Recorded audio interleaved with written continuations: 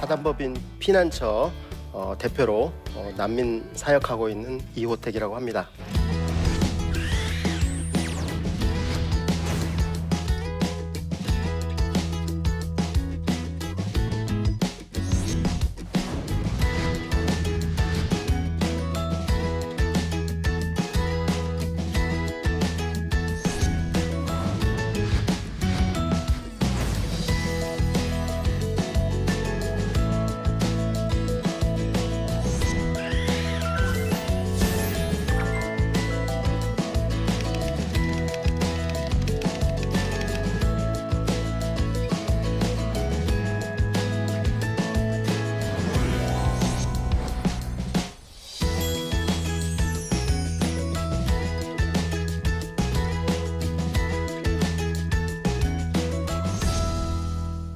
추석을 맞아서 모든 사람들이 고향으로 가고 있습니다.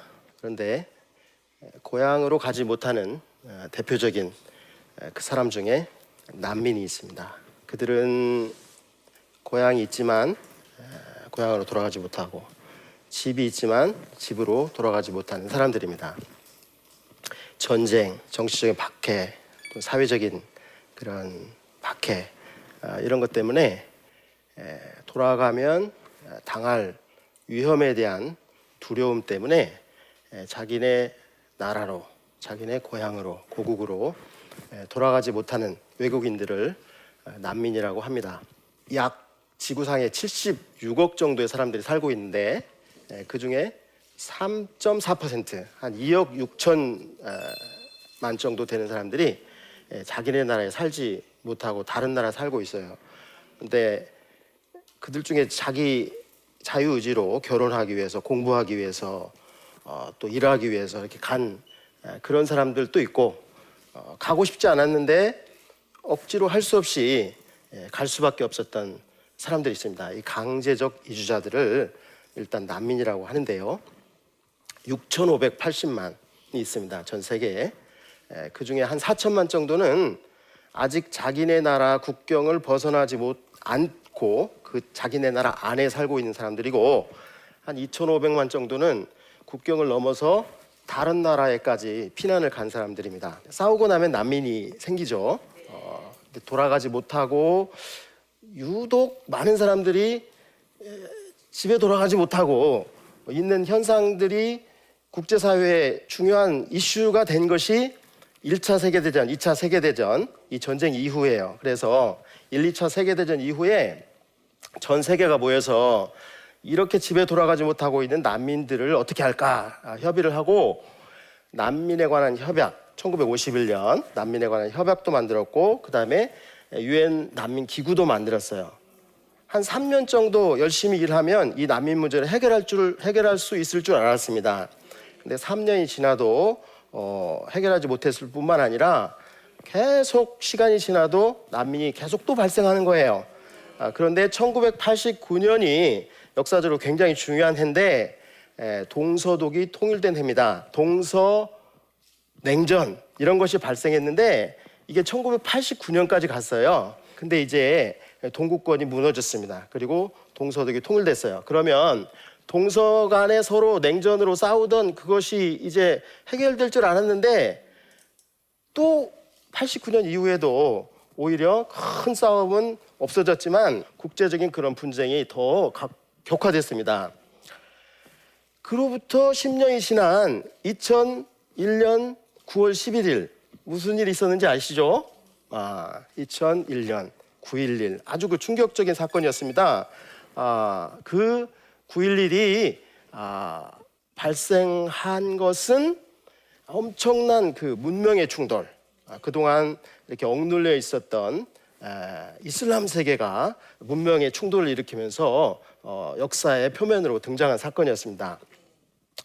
굉장히 그 충격적인 사건이긴 했지만 그것이 난민 사건과 크게 관련이 있을 것 같지는 않았어요. 물론 미국이 그에 대한 그 보복으로 아프가니스탄을 공격했고, 아프가니스탄에서 많은 난민들이 파키스탄이라든지 이란 이런 곳으로 발생을 했지만 전 세계가 이것이 난민 사태라고는 인식하지 못했습니다. 그런데 이로부터 또 10년이 지난 2011년 1월 14일 자스민 혁명이라는 그런 혁명이 튀니지에서 발생했습니다. 튀니지에서부터 리비아로, 이집트로, 시리아로, 이라크로, 예멘까지 이렇게 계속 도미노처럼 전쟁이 발생하고, 그곳에서 발생한 난민들이 건너가는 곳이 지중해예요. 지중해를 건넜는데 유럽에서 막고 있으니까 결국은 다 지중해에서 이렇게 빠져 죽는 그런 사건이 발생했죠. 2015년 9월 2일 날 여러분들이 너무도 잘 아는 아일란 쿠르디라는 아이가 터키 보드룸 해안에서 엄마 품에 안겨 있는 것처럼 그렇게 죽은 사진이 전 세계 엄마들의 마음, 아빠들의 마음, 형, 누나들의 마음을 움직였습니다. 그래서 우리가 이렇게 난민들을 거절하고 장벽을 쳤기 때문에 이 아이가 이렇게 죽었구나. 그래가지고 유럽이 더 이상 그렇게 그 장벽을 칠 수 없었고, 결국은 독일의 엄마의 마음을 가진 메르켈이 그냥 우리가 장벽을 열겠다, 다 독일로 와라, 이런 식으로 해서 유럽이 결국은 장벽이 열렸습니다. 그리고 많은 난민들이 독일로 갔고, 그래서 전 세계적인 난민에 관련된 뉴스가 2015년부터 이렇게 전 세계적인 난민 이슈가 됐습니다. 그때까지만 해도 이것이 전 세계의 난민 이슈다라고 하는 것은 우리가 알게 되었지만, 그 전에 난민에 대해 사람들이 잘 몰랐습니다. 근데 2015년 이후에는 세계에 난민이 있구나라는 것은 알게 되었어요. 근데 이것은 지중해 문제지, 전 세계 문제지, 유럽 문제지, 이렇게만 생각했는데 우리나라 문제라고는 생각 못했습니다. 근데 우리나라에도 난민이 있습니다. 우리나라가 난민 협약에, 아까 그 1951년 난민 협약에 가입한 것이 1992년이에요. 그때부터 법을 고쳐가지고 이제 출입국관리법에 난민 관련된 규정을 만들어가지고 94년부터 난민 신청 접수를 받기 시작했는데, 94년부터 지금까지 난민 신청한 사람이 약 4만 명 됩니다. 4만 명. 자, 우리나라에도 약 4만 명의 난민 신청자가 있다는 거죠. 지금 한국에서 가장 유명한 난민이 욤비또나라는 그 콩고 왕자입니다. 이분은 이제 그 광주대학교 교수도 했고, 그 다음에 아시아 태평양 전체 이 지역의 그 난민 네트워크의 의장도 했어요. 이분이 한국에 올 때 어디 가는지를 몰랐어요. 근데 콩고에서 생각할 때는 이 사람이 한국 그러면 이제 북한이 더 친했어요. 그래가지고 중국에 왔다가 인천으로 이렇게 왔는데 택시를 타면서 자기는 북한에 왔다고 생각한 거야. 그래서 평양에 갑시다. 택시를 잡아가지고 평양에 갑시다. 그러니까 택시 운전사가 우리 평양 못 가요. 그러면서 이태원에다가 데려다 놓고 가버렸어요. 이렇게 난민들의 삶은 이렇게 자기가 계획한 대로 되는 게 없습니다. 그리고 어디 가는지도 몰라요. 자, 그러면 하나님께서는 어떤 마음으로 이 난민들을 발생을 하시나? 이게 하나님과 관계가 있을까요? 당연히 있습니다. 참새 한 마리 떨어지는 것도 우리 머리카락도 세시는 분께서 당연히 이 일을 알고 계시겠죠. 하나님의 계획 가운데 있습니다. 성경에서 대표적으로 자기 고향을 떠나서 다른 나라까지 이렇게 움직여 간 사람 중에 가장 유명한 사람이 아브라함입니다. 아브라함의 고향은 원래 갈대아 우르였어요. 메소포타미아, 지금 이라크 지역입니다. 거기에서부터 아브라함이 거쳐간 곳은 티그리스 유프라테스 강이라는 세계에서 가장 긴 강을 거슬러 올라가 가지고 터키의 하란까지 올라갔습니다. 터키 하란까지 올라갔다가 거기서 지중해를 따라 쭉 또 내려가 가지고 시리아, 레바논 거쳐 가지고 이스라엘까지 이렇게 온 겁니다.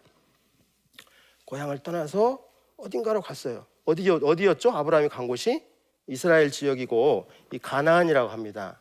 나 가나안 복지 귀한 성에 들어가려고 했던 그 가나안, 거기에 아브라함이 가나안 복지 귀한 성에 들어가려고 메소포타미아 갈대아 우르를 떠나서 거기까지 무언가에 이끌려서, 또 아니면 어쩔 수 없이 이렇게 이주했던 것입니다. 아브라함의 별명이 뭐죠? 아브라함 별명이 여러 가지 타이틀이 있는데 믿음의 조상, 그 다음에 열국의 아비, 그 다음에 복의 근원, 뭐 이런 타이틀이 있습니다. 되게 멋진 타이틀들이 있는데 이 타이틀들이 전부 다 아브라함이 이렇게 고향을 떠나서 움직이는 이 여정을 통해서 연단되면서 얻은 타이틀들입니다. 근데 히브리서에 보면 아브라함이 이렇게 움직일 때 하나님께서 어디로 가라 아니면 또 구글 맵이 있어가지고 이쪽으로 이렇게 찾아가지고 이렇게 가고 그랬던 게 아니고 갈 바를 알지 못하고 간 거예요. 하나님께서 가라고는 했는데 어디로 가라고 구체적으로 말씀을 안 해주시고 또 어디가 어딘지 동서남북 어딘지 이 맵이 없어가지고 헤매면서 갈 바를 알지 못하고 갔습니다. 이스라엘 백성들이 광야에서 40년 동안 헤맨 거 아시죠? 그것도 일종의 난민의 시간입니다. 근데 이스라엘 백성들이 헤매면서 하나님께서 왜 이렇게 헤매게 그 사람 둡니까 하니까 하나님께서 말씀하신 신명기 8장에 말씀하신 거는 이 사람들이 이런 시간을 통해서 겸손을 배운다. 뭐 광야에서 아무것도 자랑할 게 없잖아요. 그러니까 자랑하지 못하고 겸손을 배우게 되고요. 그 다음에 광야에 지나면 뭐 먹을 것도 없고 그럴 것 같아서 꼭 죽을 것 같은데 하늘에서 만나가 내리고 바람에 메추라기가 날려오고 가는데 신발이 헤어지지도 않고 옷이 떨어지지도 않고 그래가지고 이런 간증들을 통해서 이런 삶을 통해서 이스라엘 백성들이 믿음을 갖게 된 거. 디모데전서 6장 8절에 보면 우리가 먹을 것과 입을 것이 있으면 족한 줄로 알라 이렇게 되어 있습니다. 보통 인간이 최소한 3가지 있어야 된다고 하는데 의식주 그렇게 말하는데 여기 보면 먹을 것, 입을 것, 의식 요거 있으면 족한 줄로 알라. 주는 없어요. 주는. 그래가지고 그냥 우리가 보통 가장 불만이 뭐죠? 먹을 게 없어서 불만이에요?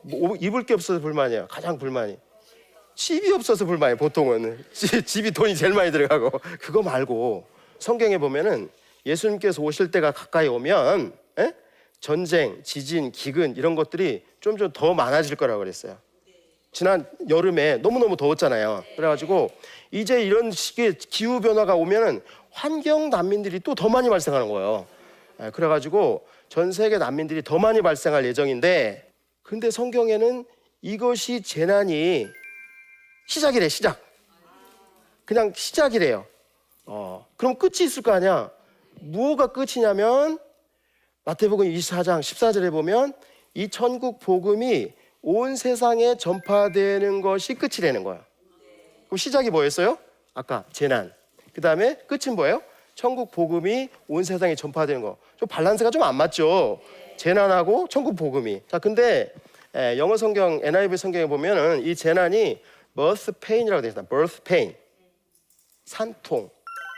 그러니까 이 천국 복음이 모든 사람에게 전파되면 새로운 생명이 나오겠죠. 거기서 영적으로 거듭난 새 생명들이 나오겠죠.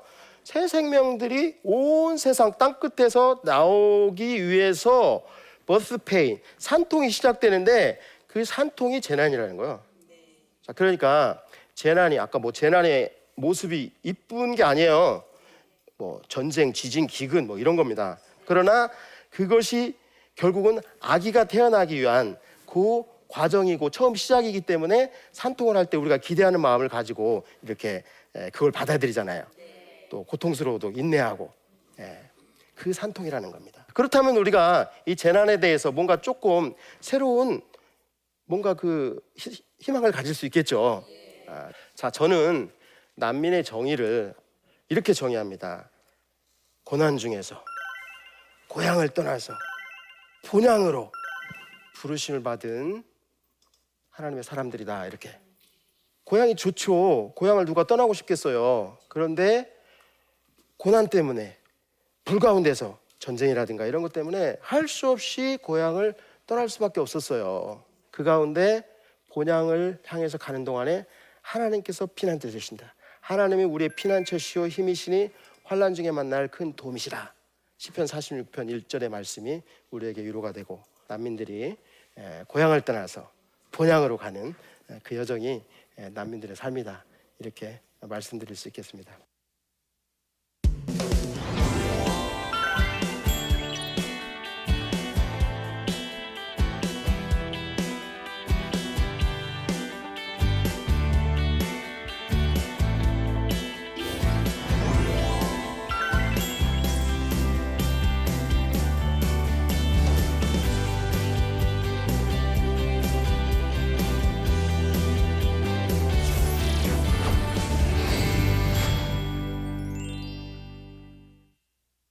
네, 제 강의를 경청해 주셔서 감사하고요. 강의 듣고 질문이 있어서 답변 드리겠습니다.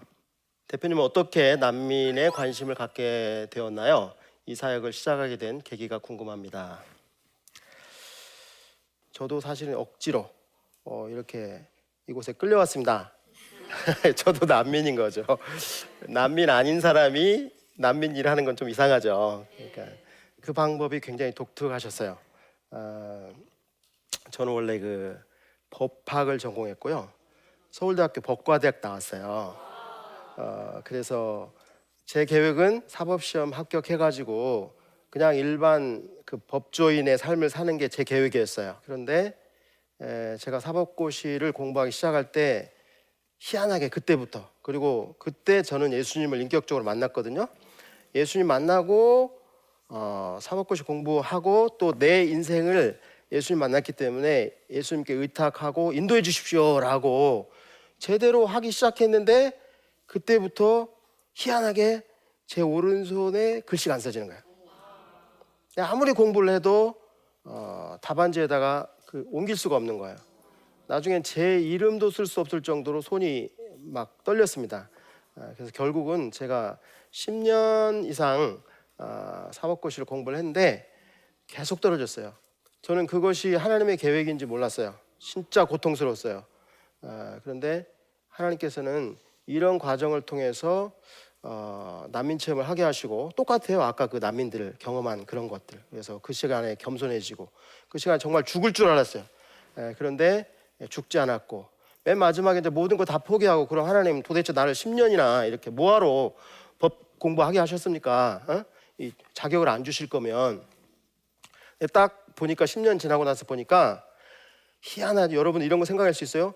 자격이 없는 변호사가 하나님 필요하셨던 거야. 돌팔이 변호사가 필요한 거예요. 돌팔이 변호사. 한마디로 돌팔이 변호사의 특징이 뭐냐면 돈을 못 받아요. 실컷 해줘도 돈을 못 받아. 받으면 걸리는 거야 그냥. 그러니까 나는 돈을 못 주는 고객들이 있는데 그 사람들이 날 기다리고 있더라고. 10년 후에 보니까 자격 없어도 돈 못 받는 변호사를 기다리고 있는 거야. 그 사람들이 대표적으로 예를 들면 외국인 노동자, 조선족들, 탈북자, 난민, 이런 사람들은 법률가가 필요해요. 그 사람들이 고통스러운 일들이 많으니까. 근데 법률가한테 도움을 요청하면 돈 줘야 되잖아. 근데 줄 돈이 없잖아요.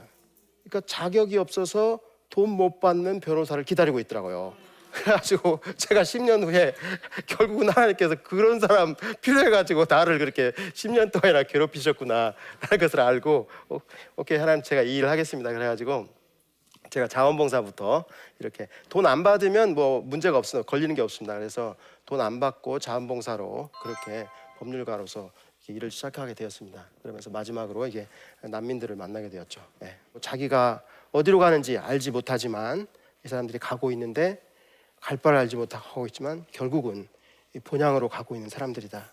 그리고 이러한 여정을 통해서 하나님께서 원하시는 것은 새로운 생명으로 태어나는 그런 것이고, 또 사명자가 되고 리더가 되고 이런 사람들로 만드는 것이다 라고 생각합니다.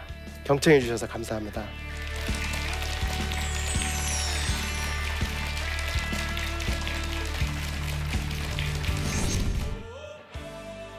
네, 안녕하세요.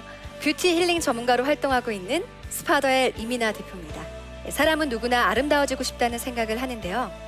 세상은 이렇게 예뻐지고 싶고 날씬해지고 싶은 많은 여성들을 위해서 다양한 화장품들과 뷰티 용품들을 쏟아내고 있습니다. 물론 광고를 본 소비자들은 그 제품을 통해 예뻐질 수 있다고만 믿고 그것을 소비하게 되지만요. 이 진정한 아름다움의 비결은 바로 내 안에서 찾을 수가 있다는 사실을 먼저 아는 것이 참 중요한데요. 뷰티 힐링 전문가로 활동하고 있는 제가요, 아름다움을 가꿀 수 있는 방법들을 이 나침반을 통해서 소개해 드리려고 합니다. 여러분들의 많은 시청 부탁드립니다.